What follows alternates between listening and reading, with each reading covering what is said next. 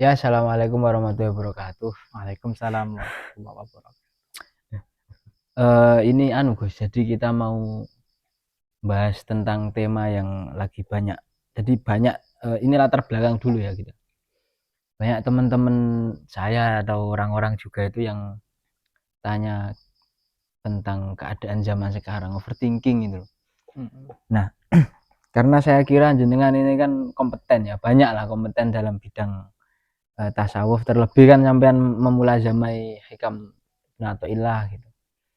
Itu gimana tasawuf itu memandang overthinking, yang kecemasan yang berlebihan lah, kita nyebutnya overthinking hari ini, gimana? Atau bagaimana sikap kita anak muda lah ya untuk menghadapi overthinking hari ini yang dengan zaman yang semakin serba cepat, apa-apa bisa diinganu sama AI itu. Hmm, Gimana itu? baik, Iya, terima kasih. Saya memang melihat bahwa manusia itu, tubuh manusia, iya. perasaan dan pikiran manusia itu ada batasnya. Mm-mm. Ada keterbatasan yang menjadi karakter manusia. Mm-mm. Nah, keterbatasan ini kemudian kalau dipaksain kayak mesin ya. Kalau digenjot, dinyalain terus-menerus, nggak ada servisnya, rusak. Nah, Mm. manusia juga begitu. Kalau Mm. pikiran, perasaan, tubuh dipaksa, ya, dieksploitasi, ya, itu akan berakhir pada penderitaan.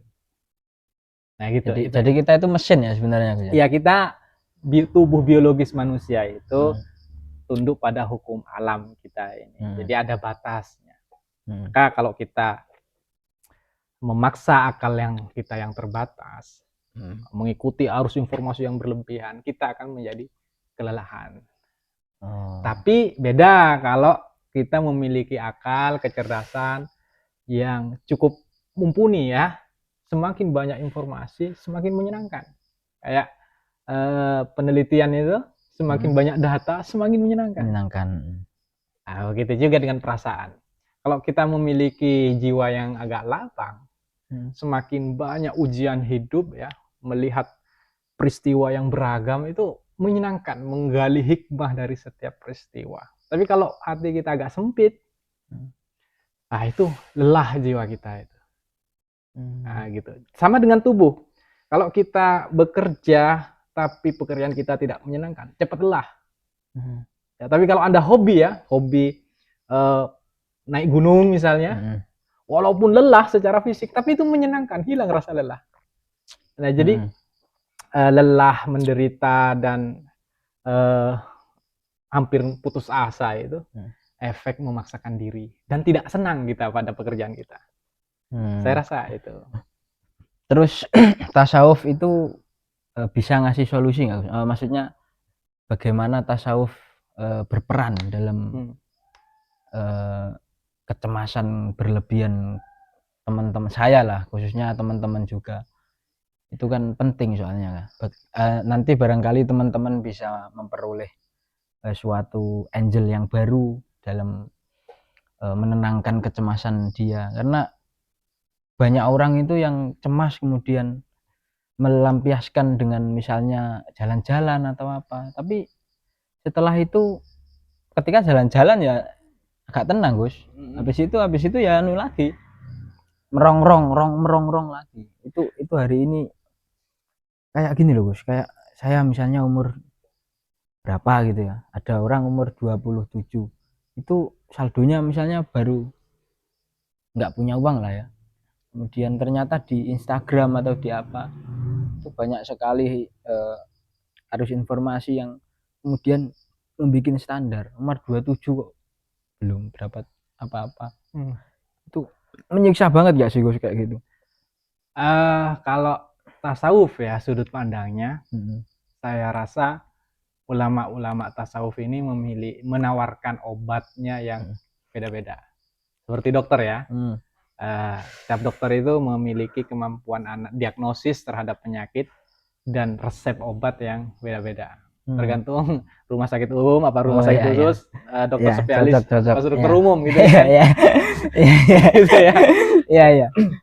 Tapi yang menarik yang saya selalu ingat itu ada dua tokoh. Satu yang pertama itu adalah siapa, Ibnu Athaillah Sakandari. Iya. Yang kedua Muhyiddin Ibnu Arabi. Iya. Dua tokoh ini luar biasa menurut saya. Pertama, Ibnu Athaillah itu bilang begini, alamatul i'timadil ala amal, alamatul i'timad alal amal, nuqsanur roja inda wujudiz zalal. Iya, iya. Jadi gini maksudnya. Ciri-ciri seseorang yang terlalu mengandalkan dirinya sendiri. Iya. Mengandalkan pikirannya, mengandalkan kekuatannya, tubuh fisiknya. Itu ciri-cirinya apa? Dia akan stres, frustasi, menderita ketika cita-citanya gagal. Iya, iya. Gitu ya. Kita punya cita-cita dan yang kita andalkan adalah diri sendiri. Kekuatan kita sendiri. Misalnya pengen jadi PNS tahun ini. Ya. Pengen keterima perkuliahan beasiswa tahun ini gitu kan. Ya. Ambisinya tinggi. Ya. Dan yang dia andalkan adalah usahanya, belajar tekun malam siang sampai sakit. Mengandalkan itu doang. Lalu ujiannya gagal jadi PNS, gagal diterima jadi beasiswa. Itu ciri-cirinya bakal menderita. Nah, solusinya dari Ibnu Athaillah, jangan andalkan usahamu. Jangan andalkan usahamu sendiri. Bergantunglah kepada Allah. Usaha jalani, tapi usaha itu hanya syarat awal. Yang paling utama adalah kamu tetap bergantung kepada Allah. Ini kalau apa namanya, dari sudut pandang tasawuf. Sudut pandang tasawuf ini sebenarnya masuk akal juga kalau kita belajar ilmu sosiologi, ilmu masyarakat. Yeah. Anda memang betul belajar siang malam tekun, dan kenapa gagal? Mungkin ada orang lain pesaing Anda di sana yang juga mau daftar PNS atau daftar beasiswa. Ternyata otaknya lebih cerdas dari Anda. Buku bacanya lebih luas dari Anda. Yeah. Gimana Anda bisa mau mengalahkan orang pesaing-pesaing yang hebat ini? Gitu kan. Jadi baik tasawuf maupun ilmu sosiologi itu, ilmu masyarakat, itu ya sama pada akhirnya. Jadi ya jangan menganggap keberhasilan itu hanya satu faktor, yaitu usahamu. Banyak faktor lingkungan kadang ya. Jangan-jangan kalau Anda pengen wawancara kerja di sebuah perusahaan, ternyata bosnya ini benci sama sampean. Jadi nggak seneng sama pribadi Anda. Bisa saja itu faktor, dan itu harus dibaca. Bukan hanya Gus ya, ternyata ya. Bukan hanya, kadang-kadang kita kan menjadi macan karena hidupnya di lingkungan kucing gitu loh. Betul. Iya, masuk akal ya. Jadi min alamatil i'timad alal amal wujud nuqsanur roja inda wujudis zalal. Dia patah hati. Nah, itu yang gayanya Ibnu Athaillah. Yang gayanya Ibnu Arabi itu lebih menarik. Bahwa peristiwa yang terjadi di kanan kiri kita, entah kita itu sukses dalam mengejar cita-cita atau bahkan gagal mengejar cita-cita, kita kaya atau miskin, ya, kita berkuasa atau kita lemah tertindas, itu semuanya adalah kehadiran Tuhan. Kebetulan Anda dipilih oleh Tuhan untuk melihat sifat Allah yang ad-dharr, mendatangkan mudarat. Nah, kalau Ibnu Arabi menikmati itu. Karena Allah tidak selamanya Rahman Rahim, Maha Pengasih, membuat Anda kaya, Ar-Razzaq, ya. Membuat Anda bahagia. Al-Muzil, ya, iya, Anda tersesat bahkan gitu ya. Anda jatuh ke dunia hitam misalnya. Kalau Ibnu Arabi menyadari itu Allah yang sedang memerankan diri sebagai Maha Penyesat, itu Al-Mudillu, ya. Iya. Dan Anda jatuh ke kelas sosial, kalau dalam ilmu sosiologi, jatuh ke kelas sosial paling hina. Anda miskin, Anda bodoh, Anda jelek perawakannya, ya. Nah, itu menjadi hina di mata masyarakat. Kalau Ibnu Arabi menganggap posisi kehinaan itu sebagai Tuhan yang menampak dengan sifatnya Al-Mudhilluh, yang menghinakan. Jadi cocok. Dalam Ibnu Arabi itu menariknya apa? Menikmati Tuhan sebagai penderitaan maupun sebagai kebahagiaan. Luar biasa. Ah, iya. Iya, iya. Buat apa stres? Padahal stres itu adalah kehadiran Tuhan kan Iya, kayak gitu. cocok. Rugi Anda kalau hanya mengejar kebahagiaan. Anda kalau hanya kenyang, nggak pernah lapar, nasi sepiring itu nggak ada rasanya, apalagi nggak ada lauknya. Anda kaya punya banyak uang, miliaran di dompet, di rekening, makan nasi putih tanpa lauk, itu tidak senikmat orang miskin yang berhari-hari nggak makan, kemudian orang yang kasih sedekah nasi satu piring nasi putih sama kerupuk satu itu air putih, itu nikmatnya luar biasa. Nah, jadi penderitaan kadang dibutuhkan dalam rangka meningkatkan rasa syukur kita ketika kita bahagia. Benar. Itu kata Ibnu Athaillah ada itu Gus, yang gimana itu? Malam ya'rif qadron ni'am biwijidani. Betul. Arrafa biwujudi faqdani. Dan dia akan baru sadar bahwa punya uang itu nikmat ketika kita miskin, gitu kan? Iya. Baru sadar bahwa sehat itu enak ketika kita sakit. Benar. Jadi bukan rendang, bukan ayam goreng, bukan bebek goreng yang bikin nikmat makanan itu, bukan, tapi sejauh mana Anda lapar, gitu kan? Iya. Terus cemas tadi, faktornya apa kira-kira Gus? Kalau cemas menurut saya itu karena dia terlalu jauh memandang hari esok, gitu ya. Hari esok itu penting kita lihat, tapi dalam batas dalam batas melihat modal kita hari ini. Kita punya apa hari ini, gitu kan? Oh, saya punya uang nih 10 juta. Oh ya, besok ini kita bisa melihat besok dengan cara bagaimana 10 juta itu digunakan.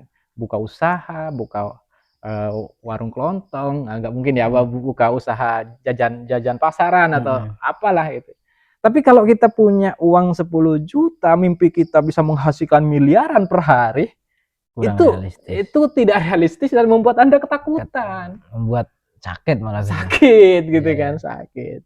Jadi cemas bagi saya itu kekhawatiran yang berlebihan karena kita tidak mengimbanginya dengan kesadaran akan hari ini kita. Oh iya. Kita itu punya apa? Ilmu kita sebatas apa? Gitu kan. Penting Gus ya, realistis itu. Penting menjadi realistis, berpikir sederhana, gitu kan. Ya sudah, kalau sampean cuma punya otot, nggak punya otak, ya sudah, cari usaha yang kerja kasaran, gitu kan. Jadi kuli bangunan, nggak ada hinanya kok menjadi kuli bangunan. Tanpa ada kuli bangunan nggak akan ada perkantoran kan. Nah, gitu kira-kira. Baik. Berarti pesannya Gus ini terakhir ya. Iya. Pesan untuk kita ini, terus teman-teman yang mendengar itu juga. Apa untuk biar sedikit. Ya. Kalau menurut saya berpesan pada teman-teman yang menonton maupun kepada diri saya sendiri ya sebenarnya ya. Yang paling penting itu adalah sadar. Itu paling penting. Sadar bahwa hidup ini harus kita jalani. Itu ya, harus jalani. Bagaimana cara menjalani? Ya kita nikmati prosesnya.